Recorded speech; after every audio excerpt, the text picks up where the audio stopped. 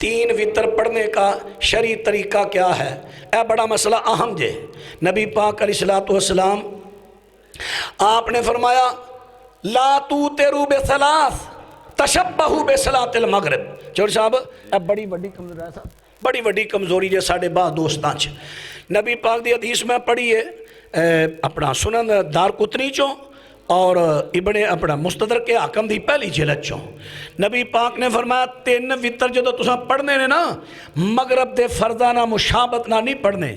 مغرب دے فرض کیویں پڑھ دے؟ 2 رکعتاں پڑھیاں اتحیات بہ گئے، پھر اٹھ کے 1 رکعت پڑھی، پھر اتحیات بیٹھے تھے، پھر ہی سلام۔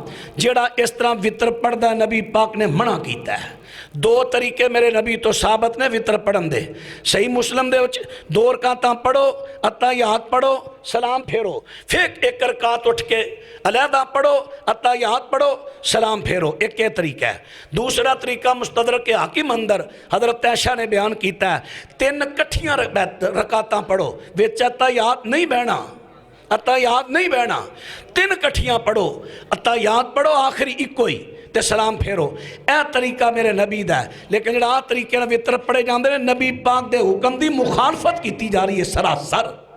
میرے نبی دی نافرمانی کیتی جا رہی ہے کہ 2 رکعتاں پڑھیاں، پھر اتحیات بہ گئے، پھر 1 رکعت پڑھی، پھر سلام پھیریا، بس۔